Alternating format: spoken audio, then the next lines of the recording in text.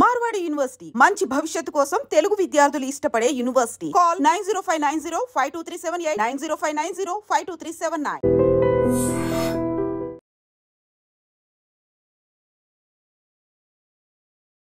భారత్ పాకిస్తాన్ దేశాల మధ్య ఇప్పుడు గురువారం రాత్రి నుంచి కూడా యుద్ధం కొనసాగుతున్నటువంటి పరిస్థితి. పాక్ భారతదేశ సరిహద్దు నగరాలపై అయితే దాడులకు ఇంకా కూడా పాల్పడుతోంది.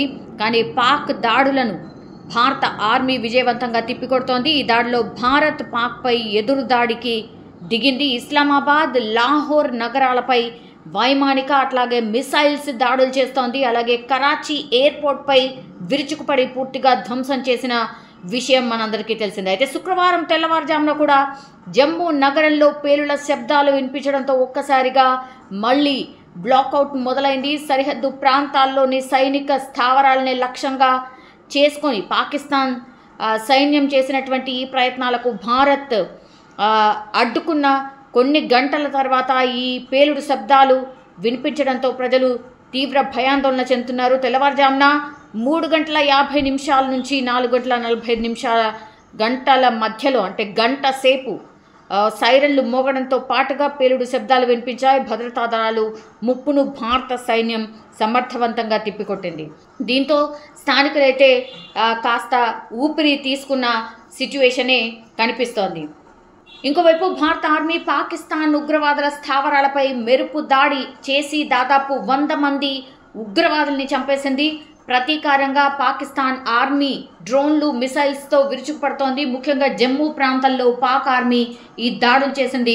ముందస్తుగానే ఆర్మీ, స్థానిక పోలీసులు ప్రజలను సురక్షిత ప్రాంతాలకైతే తరలించిన పరిస్థితి. రాత్రి మొత్తం ఈ దాడులు కొనసాగితే భారత ఆర్మీ ధీటుగా ఎదుర్కోవడమే కాకుండా ధీటైన సమాధానం కూడా ఇస్తూ వస్తోంది. నిన్న రాత్రి పాకిస్తాన్ డ్రోన్ దాడి విఫలమైన తర్వాత పరిస్థితిని సమీక్షించడానికి ప్రస్తుతమైతే జమ్మూ కాశ్మీర్ ముఖ్యమంత్రి ఉమర్ అబ్దుల్లా తెల్లవారుజామున జమ్మూకు బయలుదేరారు. జమ్మూ నగరం డివిజన్లోని ఇతర ప్రాంతాలపై కూడా నిన్న రాత్రి పాకిస్తాన్ డ్రోన్ దాడి చేసిన వాటన్నిటిని కూడా విఫలం చేసింది మన ఆర్మీ.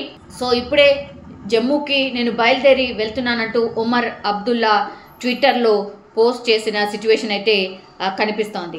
ఇంకోవైపేమో భారత సరిహద్దుల్లో ఒక టెన్షన్ వాతావరణం కూడా కనిపిస్తోంది. అంటే పంజాబ్, గుజరాత్తో పాటుగా యూపీ లాంటి ప్రాంతాల్లో పాకిస్తాన్ సైన్యం కావచ్చు, ఉగ్రవాదులు దాడులు చేసే అవకాశం ఉంది అనేసి కూడా ఇంటెలిజెన్స్ రిపోర్ట్. భారత సైన్యం పూర్తిగా అలర్ట్ అయిన పరిస్థితి. పాక్ సైన్యం చేపడుతున్నటువంటి ఈ చర్యలను ధీటుగా ఎదుర్కొంటోంది. పంజాబ్ రాష్ట్రం జలంధర్లో రాత్రి ఉద్రిక్త వాతావరణమే కనిపించింది.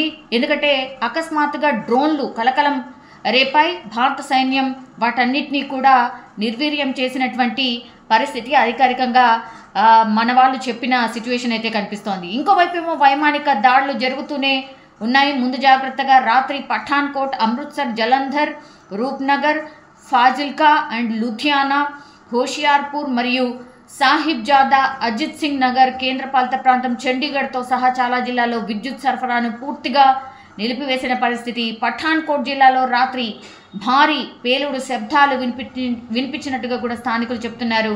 ఈ ఘటనను అధికారులు అయితే ఇంకా ధృవీకరించిన పరిస్థితి అయితే కనిపిస్తోంది. ఇంకోవైపు ఏమో ఆపరేషన్ సింధూర్ జీర్ణించుకోలేనటువంటి పాకిస్తాన్ ఇప్పుడు రాత్రి దేశంలోని పలు ప్రాంతాల్లో డ్రోన్స్, అలాగే బాంబ్స్, మిసైల్స్ దాడికి పాల్పడింది. కాబట్టి ఈ నేపథ్యంలోనే భారత నియంత్రణ రేఖ అంటే ఎల్ఓసి దగ్గర తీవ్ర ఉద్రిక్త పరిస్థితులు ఉన్నాయి. భారత పోస్టులను లక్ష్యంగా చేసుకుని పాక్ రేంజర్స్ కాల్పులకు ఇంకా దిగుతున్నారు. సత్వారా, సాంబా, ఆర్ఎస్పురా, అర్నియా సెక్టార్స్ను లక్ష్యంగా చేసుకొని పాక్ 8 మిసైల్స్ను ప్రయోగించినట్టు రక్షణ శాఖ వర్గాలు ధృవీకరించాయి. సో భద్రతా దళాలు వాటిని యాంటీ మిసైల్స్ సిస్టమ్ టెక్నాలజీని ఉపయోగించి గాల్లోనే ధ్వంసం చేసిన పరిస్థితి. సో శుక్రవారం తెల్లవారుజామున జమ్మూ కాశ్మీర్లోని సాంబా జిల్లాలో భారత్లోకి అక్రమంగా వచ్చేందుకు ప్రయత్నించినటువంటి ఉగ్రవాదులు ఎవరైతే ఉన్నారో వాళ్ళందరినీ కూడా బీఎస్ఎఫ్ దళాలు కాల్పులు జరిపాయి. ఆ కాల్పుల్లో మొత్తం 7 ఉగ్రవాదులు అక్కడికక్కడే చనిపోయిన పరిస్థితి. సరిహద్దుల్లో పాకిస్తాన్ డ్రోన్లతో దాడులకు పాల్పడిందన్న భారత ఆర్మీ అధికారికంగా ధృవీకరించింది. జమ్మూ కాశ్మీర్ నియంత్రణ రేఖ వెంబడి అయితే కాల్పుల విరమణ ఉల్లంఘించిందని సోషల్ మీడియా ప్లాట్ఫామ్ ద్వారా కూడా పూర్తిగా స్పష్టం చేసిన పరిస్థితి. పాక్ మిసైల్స్ డ్రోన్లను భారత ఆర్మీ పూర్తిగా ధ్వంసమైతే చేసింది. నిజంగా ప్రస్తుతం ఉన్నటువంటి సమాజం దేనికి ప్రయారిటీ ఇస్తుంది? ఆర్థిక సంబంధాల చుట్టూ మాత్రమే తిరుగుతోంది. మళ్ళీ ఎన్నికలంగానే చాలా విరక్తి కలుగుతాం. మంచి అనిపిస్తుంది కదా, లేడీస్ కూడా ఛాలెంజింగ్ జాబ్స్ చేసినప్పుడు చాలా బాగుంటది. ట్రాఫిక్ అసిస్టెంట్స్ గా నియమించిన ట్రాన్స్జెండర్స్ అందరితో సాల్యూట్ చేయించుకుంటున్నారు. ఫుడ్ డెలివరీ ఇవ్వటానికి వెళ్ళినటువంటి డెలివరీ బాయ్ అనిల్ పై కళ్ళ ముందు